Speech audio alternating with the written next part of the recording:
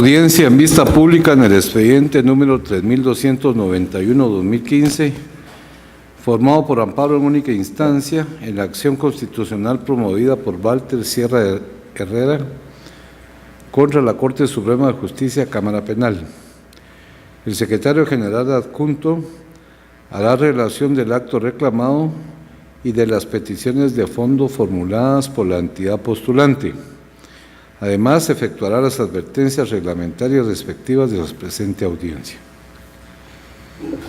En la presente acción de amparo, el acto reclamado es la sentencia de casación de fecha 10 de febrero de 2015, en la cual se declaró procedente el recurso de casación por motivo de fondo planteado por el Ministerio Público contra la sentencia dictada por la Sala Primera de la Corte de Apelaciones del Ramo Penal, Narcoactividad y Delitos contra el Ambiente del Departamento de Guatemala, casando la resolución impugnada, y al proferir la nueva sentencia declaró que el amparista Walter Sierra Herrera es autor responsable del delito de lavado de dinero u otros activos, imponiendo las penas de prisión y multa que en dicha sentencia constan, haciendo las demás declaraciones de ley, siendo la más relevante haber dejado sin efecto las medidas sustitutivas de las cuales ha gozado el amparista, ordenando la inmediata detención del mismo para su ingreso a las cárceles públicas. La petición de fondo es que, agotado el trámite correspondiente al dictar sentencia, se declare, otorgue amparo a Walter Sierra Herrera contra la Corte Suprema de Justicia, Cámara Penal, y como consecuencia, a.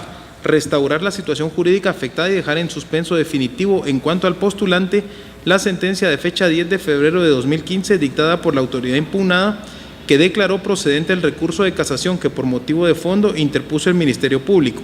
B. Ordenar a la autoridad impugnada que deberá dictar nueva resolución congruente con lo considerado por el Tribunal Constitucional respecto de la infracción de los derechos y garantías denunciadas a través del amparo. C. Combinar a la autoridad impugnada al cumplimiento de lo resuelto por el máximo Tribunal Constitucional con los apercibimientos de ley. Y D. Ordenar la certificación del fallo para los efectos derivados de la sentencia. En cuanto a las advertencias reglamentarias para el desarrollo de esta vista pública y de conformidad con lo que establece el Acuerdo 1-2013 de la Corte de Constitucionalidad, se hace de conocimiento de las partes que intervendrán en esta audiencia que para hacerlo cuentan con un tiempo no mayor de 15 minutos en el cual deberán expresar los agravios o no que le refutan al acto reclamado. Deben dirigirse directamente al tribunal, expresar sus alegaciones en forma oral, debiéndose de abstener de dar lectura a documentos salvo autorización previa del presidente de esta Corte. Deben concretarse al asunto planteado, ser breves, precisos y concisos y no proferir expresiones irrespetuosas para las partes o para los miembros del tribunal. Es todo, señor presidente. Se le concede el uso de la palabra al solicitante del amparo, abogado Walter Sierra Herrera, y a su abogado defensor, Mario Antonio Cuevas Vidal, en tiempo compartido. Muchísimas gracias, muy buenos días, honorable Corte de Constitucionalidad. Mi nombre es Walter Sierra, en calidad de procesado dentro del presente expediente, y específicamente en cuanto a al otorgamiento de la casación del año 2014, 010-2004, con la numeración 686, proferida por la Sala Primera por la Corte Suprema de Justicia en fecha 10 de febrero del año 2015. Efectivamente, esa sentencia se da en mi contra debido a que precisamente en el ejercicio de mi calidad como notario, proferí en el año 2000, faccioné en el año 2003 un instrumento público de compra y venta de una aeronave. Precisamente eso fue es el gran dilema dentro del presente expediente. No obstante, es muy propicio mencionarles a ustedes, honorables magistrados, de que el recurso de casación al cual le dio vida la Corte de Constitucionalidad tiene su origen en la apertura de una tercera instancia, toda vez de que la sentencia dictada por la Sala Primera de la Corte de Apelaciones fue en ordenanza a lo que ustedes en amparo definitivo resolvieron en sentencia en el año 2011. Eso llegó a Corte Suprema de Justicia, fue en reenvío y consecuentemente conoció la sala primera. Es decir, de que con eso, con la sentencia de la sala primera, el proceso, toda la vía procedimental de ese expediente concluyó. No obstante a ello, de una manera anormal, el Ministerio Público interpuso nuevamente el segundo recurso de casación y consecuentemente el cuarto fallo dentro de mi expediente.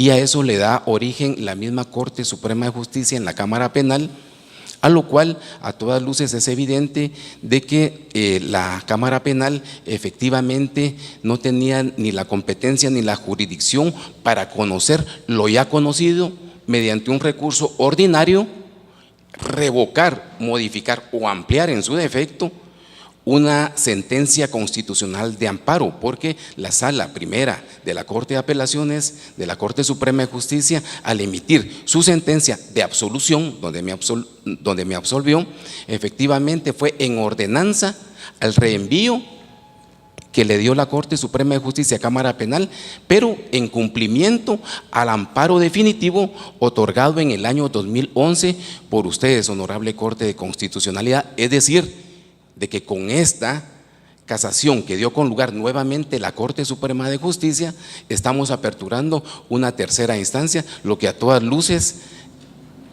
es improcedente, Honorable Corte Suprema, Honorable Corte de Constitucionalidad. Y asimismo, por el tiempo limitado, dejo en el uso de la palabra a mi abogado, el licenciado Mario Cuevas. Gracias, señor presidente. Honorables miembros de la Corte,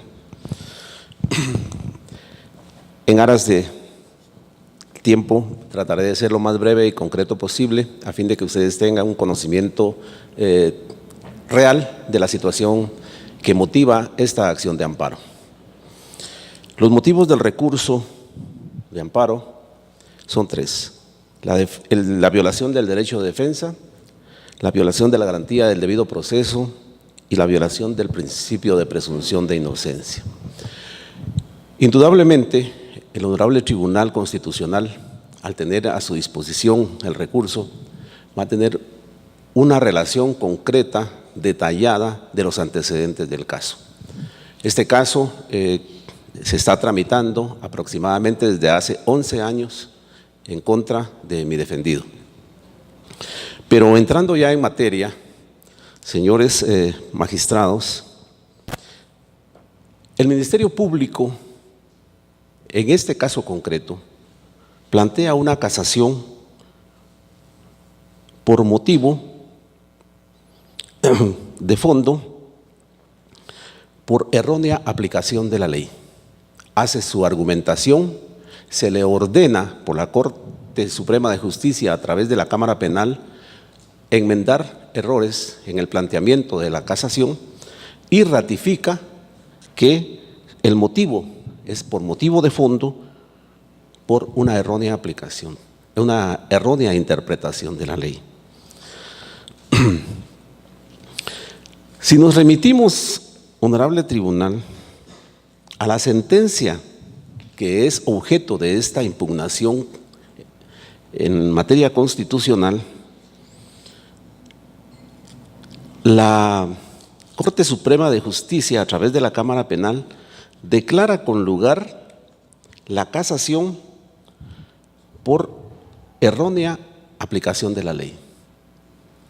Es evidente que hay una incongruencia absoluta entre la petición del Ministerio Público, el caso planteado, las motivaciones de ese caso, los argumentos que vierte al presentar su apelación, su casación, y el contenido de la sentencia que emite la Cámara Penal de la Corte Suprema de Justicia. No es viable en virtud de que el artículo 442 del Código Procesal Penal clara y taxativamente señala que el Tribunal de Casación únicamente se puede referir y puede resolver en relación con el caso planteado por el casacionista. No puede resolver de manera distinta. Recordemos que la función de la Cámara Penal como Corte de Casación está constreñida a revisar la aplicación legal que pudo hacer el Tribunal de Segundo Grado, en este caso la Sala Primera de la Corte de Apelaciones del Ramo Penal, al resolver un recurso de apelación. Ahora bien,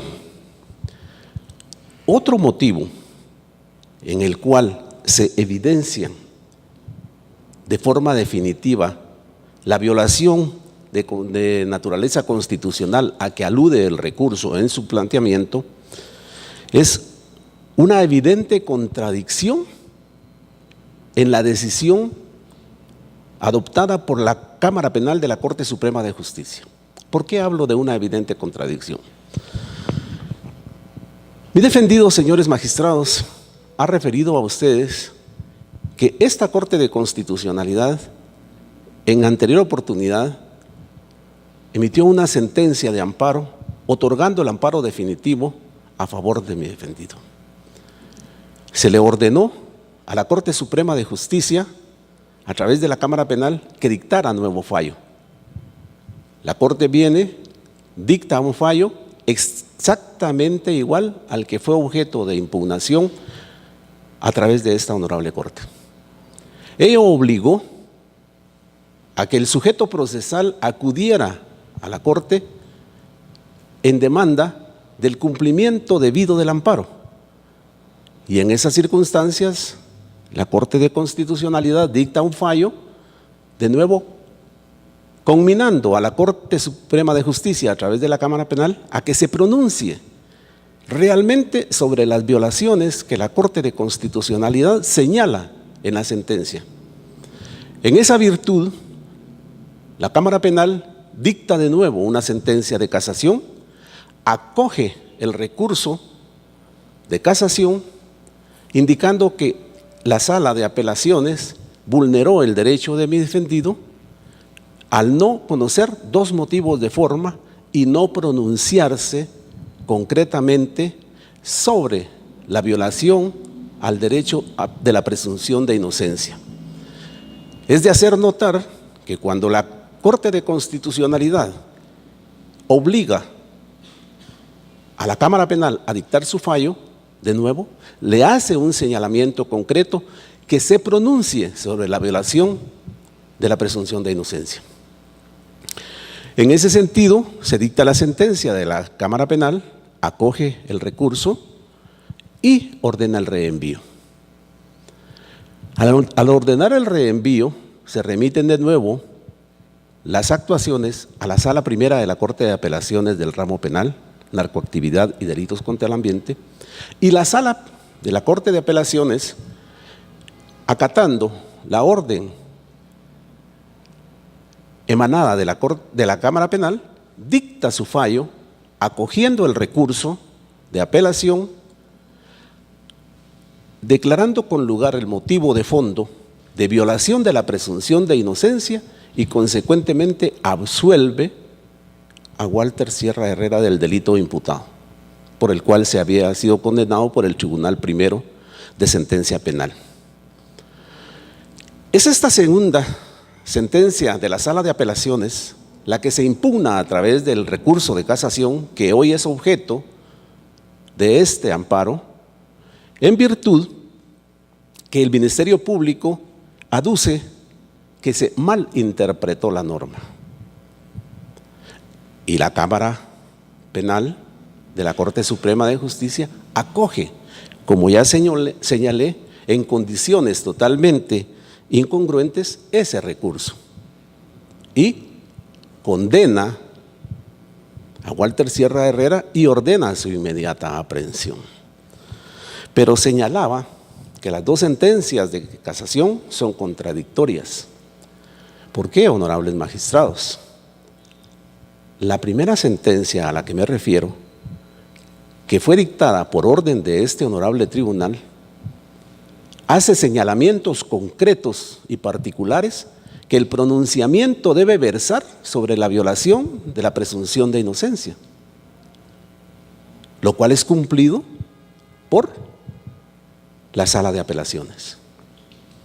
¿Cómo entonces puede la Cámara Penal después, en estos momentos, acoger un recurso de casación por motivo de fondo en donde vulnera ella directamente esa presunción de inocencia que en la primera sentencia de casación a la que me he referido la estaba dando vialidad, estaba acogiendo esa circunstancia? Es totalmente contradictorio. Recordemos, señores magistrados, que el funcionario no es realmente quien tiene el criterio es del órgano. La Corte de Constitucionalidad ha sentado doctrina relativa a muchos aspectos, pero es la Corte como órgano. Igual situación se da en este caso en la Cámara Penal. La Cámara Penal sienta un criterio, establece una doctrina, establece la jurisprudencia. Pero ¿qué pasa? No son los funcionarios, los propios quienes emiten ese criterio, es el órgano, es la Cámara Penal. Y en ese sentido resulta totalmente absurdo, ilógico y fuera de sentido común que por un lado la Cámara Penal acoja un recurso y diga, exprese concretamente que se debe resolver sobre la presunción de inocencia porque fue vulnerada, y en el siguiente recurso acoja de manera absurda, ilógica e ilegal ese recurso y condene al procesado. Indudablemente debe tomarse en consideración aquí que el Pacto de Derechos Civiles y Políticos contempla dentro de su normativa que si alguien ha sido absuelto por una sentencia, no puede ser condenado por ella. También debería tomarse en consideración, esta es una cuestión ya para concluir, por parte del Honorable Tribunal Constitucional, que aquí podría darse una violación al principio non bis in idem, porque ya hubo un pronunciamiento a nivel constitucional que exculpa a Walter Sierra Herrera y señala que en el trámite del proceso penal a través del cual se le condenó, se quebrantó esa presunción de inocencia. Y ello significa, si nos remitimos al contenido de la presunción de inocencia como presunción juris tantum, que requiere de un mínimo de prueba para demostrar esa responsabilidad penal que la Cámara Penal le está atribuyendo en este caso. No puede ser, comparándolo, que con la mano izquierda yo diga que no lo hice y que con la mano derecha diga que sí lo hice. Si nos ponemos en ese plano, atendiendo a los principios que protegen al procesado, propios del Estado de Derecho en el cual nos encontramos, no puede ser posible que esta condena se mantenga. Aparte de lo contradictorio que es, que vulnera abiertamente el contenido del artículo 442 del Código Procesal Penal. En esa virtud, solicito al Honorable Tribunal Constitucional que se acoja el amparo, se confiera la protección constitucional requerida por Walter Sierra Herrera y se ordene la suspensión de la sentencia de casación que es objeto de esta impugnación. Gracias, señor presidente, señores magistrados, muy amables. Se le concede el uso de la palabra al Ministerio Público a través del agente fiscal, abogado Luis Antonio Gordillo Bosque. Señor presidente, honorables magistrados, señor secretario, colegas que me acompañan, público en general, tengan todos ustedes muy buenos días. El Ministerio Público es del criterio que existe reiterada jurisprudencia por esa honorable Corte de Constitucionalidad que la acción constitucional de amparo no puede constituirse o convertirse en un medio revisor de lo actuado por los órganos jurisdiccionales y sobre todo cuando de los estudios de las actuaciones de la autoridad impugnada, en este caso, se advierte que no incurrió en ninguna inobservancia, violación o transgresión de alguna garantía constitucional en agrado del postulante de la acción de amparo. Siendo el agravio un presupuesto de procedencia indispensable para la para acceder a la acción constitucional de amparo. En su ausencia, no es posible otorgar la instancia instada. En el caso que nos ocupa, la Honorable Corte Suprema de Justicia, Cámara Penal, en su resolución de fecha 10 de febrero del año 2015, entró a conocer el recurso de casación por motivo de fondo planteado por el Ministerio Público, entrando a conocer los submotivos de fondos reclamados por el ente investigador, y en su resolución, que fue una resolución argumentada, fundamentada, determinó que el hoy postulante de la acción constitucional de amparo, Walter Sierra Herrera, es autorresponsable del delito de lavado de dinero y otros activos, siendo esta resolución apegada a derecho, estando argumentada, estando fundamentada, observando todas las garantías que nuestra Constitución Política de la República de Guatemala otorga al hoy postulante, respetando el debido proceso, respetando el derecho de defensa y sobre todo procurando una tutela judicial efectiva. El Ministerio Público no observa, no denota ningún agravio de relevancia constitucional en la resolución hoy impugnada. Solo lo que se observa o denota es una simple inconformidad con lo resuelto por la Honorable Corte Suprema de Justicia, Cámara Penal.